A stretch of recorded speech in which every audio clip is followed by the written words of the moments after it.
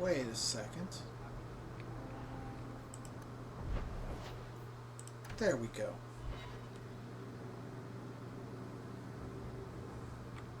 Fenris, I feel as if your mansion needs some work. I think I've read The Adventures of the Black Fox. Born Lord Remy Vascale in 863 Blessed, the Black Fox was a dashing thief and rogue who went on to inspire so many tales of his exploits that it is nearly impossible to determine today which are true and which are merely fabricated legend. Despite coming from nobility, he has become something of a hero of the common people. His initial exploits involved ridiculing the tyrannical and powerful Lord of Val Chevan.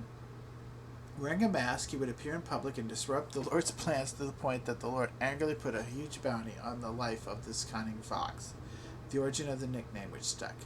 That the primary bounty hunter who took the job careless ended up becoming Remy's lifelong partner in crime, only after nearly killing him several times, is one of the most popular tales told in taverns today.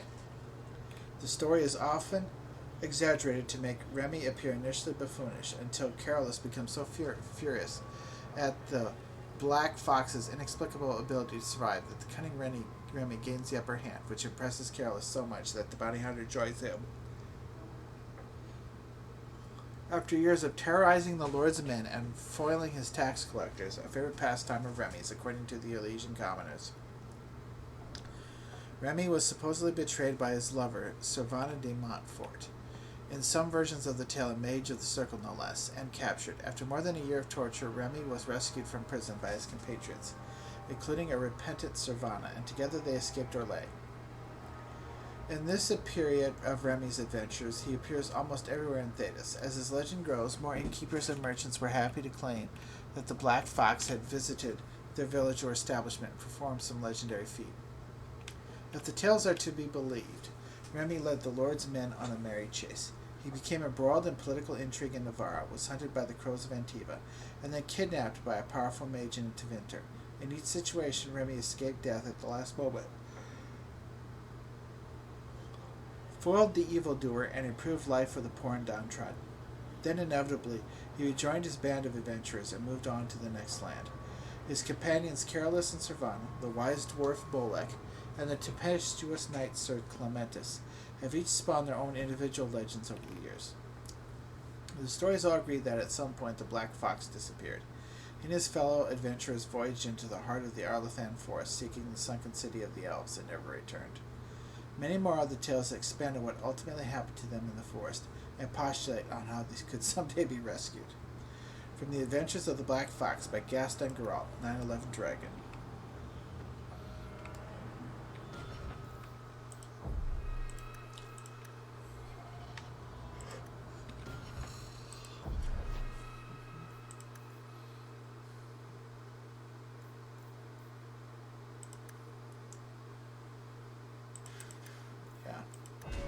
Get it going.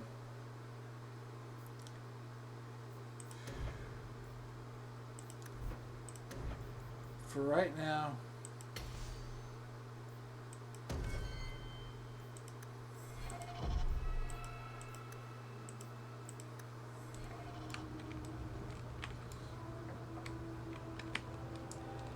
yeah, come on, Fenris, we gotta clean this place. I mean, there's corpses lying around. We gotta clean that up.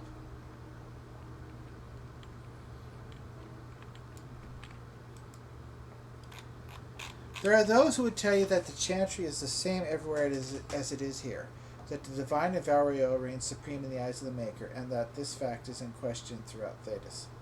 Do not believe it. The Maker's second commandment, magic must serve man, not rule over him, never held the same meaning within the ancient Tevinter Imperium as it did elsewhere. The Chantry there interpreted the rule as meaning the mages should never control the minds of other men, and that otherwise their magic should benefit the rules of men as much as possible. When the clerics of Tevinter altered the chant of light to reflect their interpretation of the commandment, the divine Valrio ordered the clerics to revert to the original chant. They refused, claiming corruption within Valrio, an argument that grew until in 489-87 Towers, the Chantry in Tevinter elected its own legitimate and uncorrupted divine Valhall, who was not only male, but also happened to be one of the most prominent members of the Tevinter Circle of Magi. This black divine was reviled outside Tevinter, his existence an offense to the Chantry in Valrio. After 4 exalted marches to dislodge these rebels, all that the Chantry in Valrio accomplished was to cement the separation. While most aspects of the Imperial Chantry's teachings are the same, prohibitions against magic have been weakened, and male priests have become more prevalent. The Circle of the Magi today rules Tevinter directly, ever since Archon Nomarin was elected in 734 Storm directly from the ranks of enchanters, to great applause from the public. He dispensed with the old rules forbidding mages from taking part in politics, and within a century the true rulers within the various imperial houses, the mages, took their places openly within the government. The imperial divine is now always drawn from the ranks of the first enchanters, and operates as divine and grand enchanter both. This is utter heresy to any member of the Chantry outside of Tevinter, a return to the days of the Magistars, which brought the blights upon us. But it exists, and even though we have left the Tevinter Imperium to the mercies of the dread Qunari, still they have endured. Further confrontation between the Black Divine and our so-called White Divine is inevitable. From Edicts of the Black Divine by Father David of Quinaris, 811 Blessed.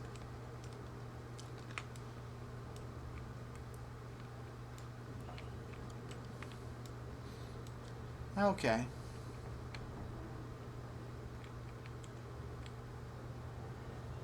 We should do some work to clean this place up. History of Kirkwall, Chapter 3. The Qunari first thundered into Kirkwall in 756 Storm during the last of the new exalted marches. The collected nations of Thedas were attempting to drive the Qunari from the northern mainland once and for all. Qunari armies were on the retreat, but in a desperate gamble,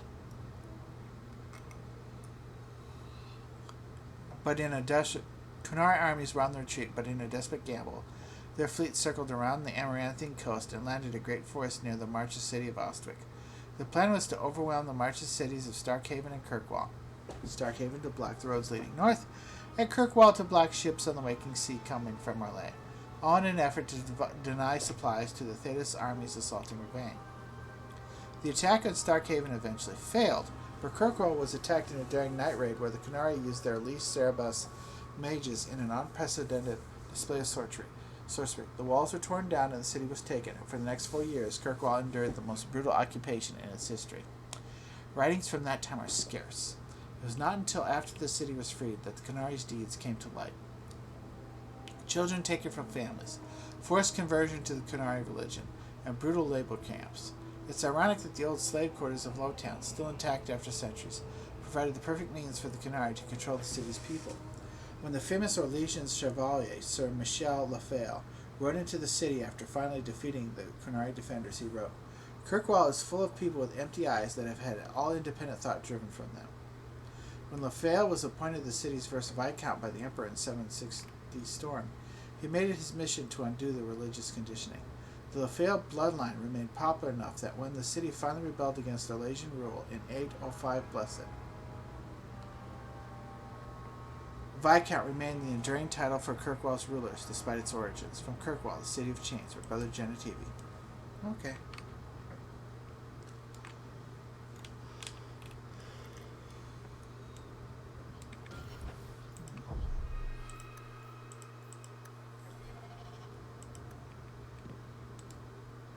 Egregio Pavali. There are 6 bottles in the cellar. Denarius used to have me pour it for his guests. My appearance intimidated them, he said, which he enjoyed. He sounds like a terrible man. I'm really sorry that happened to you. You were his servant as well as his bodyguard. I was his slave. I propped up the furniture when he was so inclined.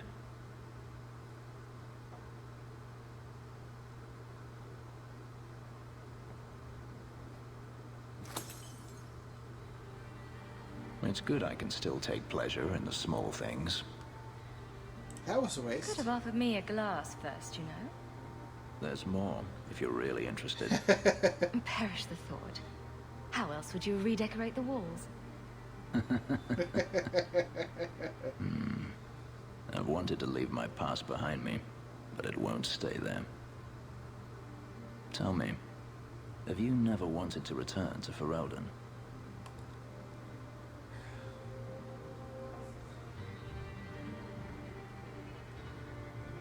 I've thought about it. I grew up in Ferelden. It will always be my home. The blight is over. You could rebuild what you lost. Do you truly not want to?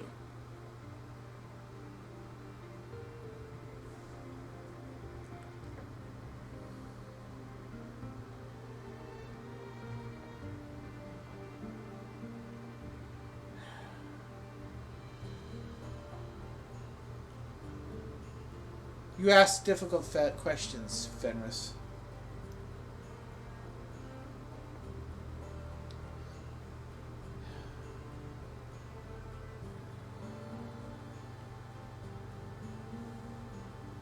Very difficult questions. I have a new life. Even if I wanted to. Kirkwall is my home now. Having a place where you can put down roots, I understand. Still, to have the option must be gratifying.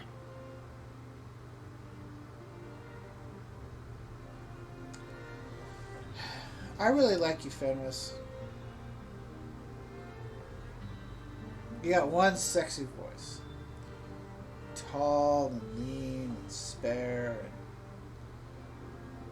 you have power, but it's not overly excessive or egotistical. You got a nice raw bone physique, but you also have a mind, a brooding, dark mind. But at the end of the day, I prefer Meryl.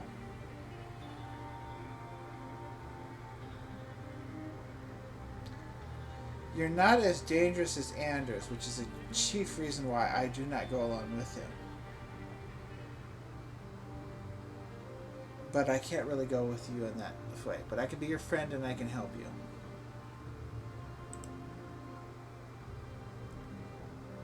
Staying in Kirkwall? Do you intend to keep living here? I haven't decided. For now, it's as good as any other place. I would return to Saharan if I could, but there is no life for me there. Saharan? Is that where you're from? So I've been told. You don't remember? Were you very young when you left then? Perhaps. Where's Daenerys now? You could track your former master down, I assume.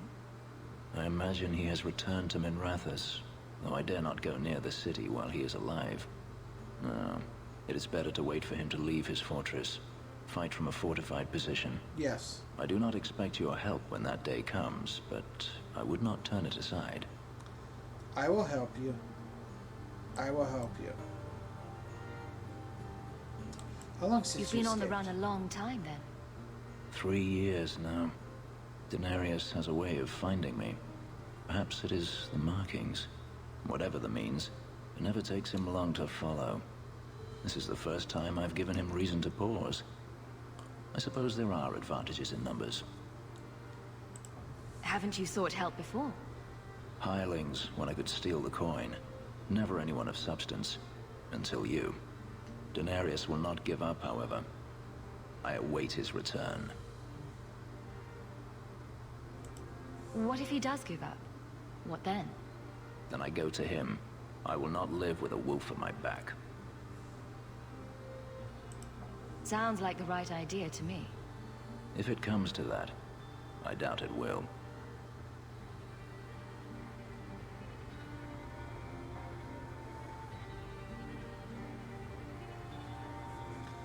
You know, you could make a home here. If you're looking to start a life, you could stay. I could see myself staying, for the right reasons. I should thank you again for helping me against the hunters.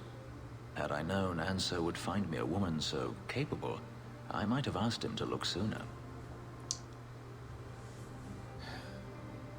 You're very appealing, Fenris. Very attractive. Skilled. You have a strong will. There's a lot of things I like about you. That I'm drawn to. That I find appealing. But at the end of the day, I'm still going for Meryl. I'm happy to help. It turned out well enough. It did at that. I will not keep you longer. Another time, perhaps. Sure. I enjoy dealing with your courtly demeanor. It's really good to talk to you and speak with you and do things.